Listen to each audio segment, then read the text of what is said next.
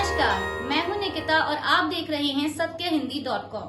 चलिए एक नजर डालते हैं अब तक की सुर्खियों पर। जैसे जैसे लोकसभा चुनाव करीब आ रहे हैं वैसे वैसे नेताओं के एक दूसरे पर हमले तेज हो रहे हैं। जहां सत्ता पक्ष के नेता विपक्ष पर हमलावर हैं, तो वहीं विपक्ष के नेता भी सत्ता पक्ष पर पलटवार करने में कोई कसर नहीं छोड़ रहे। इसी कड़ी में कल शुक्रवार को AIMIM प्रमुख असदुद्दीन ओवैसी ने बिहार के मुख्यमंत्री नीतीश कुमार पर कड़ा हमला बोला है। ओवैसी ने शुक्रवार को सीधे सीधे कहा कि नीतीश कुमार कभी इधर गुलाटी मारते हैं तो कभी उधर गुलाटी मारते हैं और मुझे बीजेपी का एजेंट बताते हैं।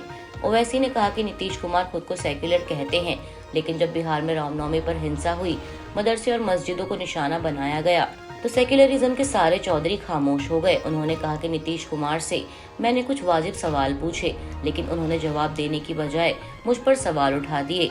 ओवैसी ने कहा कि क्या मुझे नीतीश कुमार से सर्टिफिकेट लेना पड़ेगा। AIMIM प्रमुख ने आगे कहा कि पिछले कुछ दिनों में जो कुछ हुआ वो सबके सामने है। बिहार की तस्वीरें सबने देखी हैं, लेकिन हैदराबाद में जो हुआ वो हैरान करने वाला था।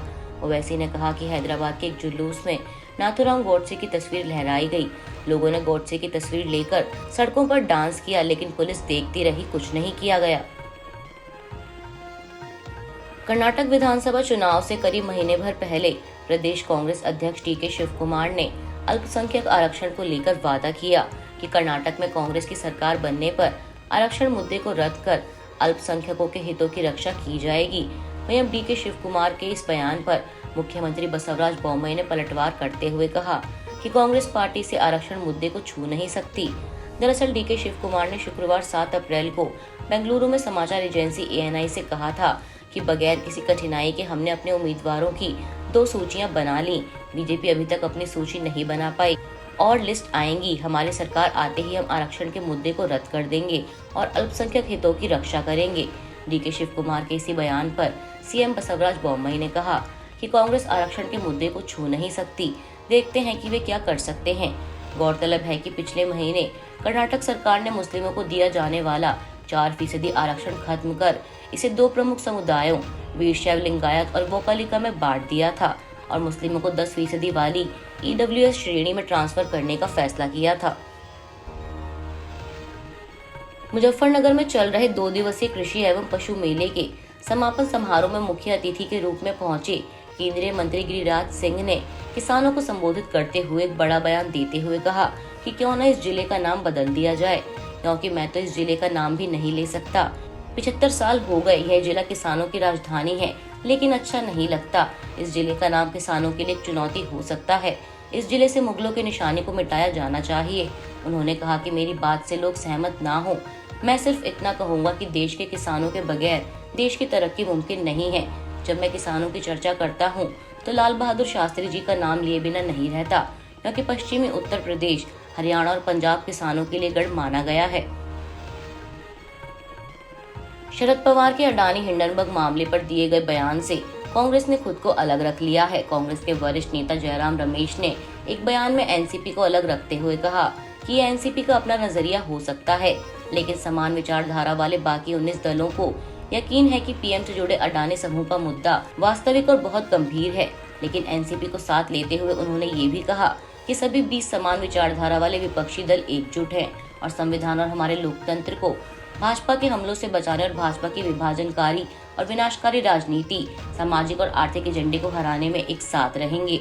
गौरतलब है कि NCP प्रमुख शरद पवार ने अपने एक इंटरव्यू में कहा था कि JPC की मांग गैर जरूरी है, क्योंकि JPC यानी संयुक्त संसदीय समिति में सत्ताधारी दल का बहुमत होता है, इसलिए सच्चाई सामने नहीं आ सकती। वहीं इस मामले में सुप्रीम कोर्ट की बनाई कमेटी से सच के सामने आने की संभावना ज्यादा है। हिंडनबर्ग मामले के बारे में बात करते हुए शरद पवार ने कहा कि विपक्ष ने एक फर्म की ओर से दी गई रिपोर्ट को जरूरत से ज्यादा महत्व दिया। इस फर्म का बैकग्राउंड किसी को नहीं पता, हमने इनका नाम भी नहीं सुना है।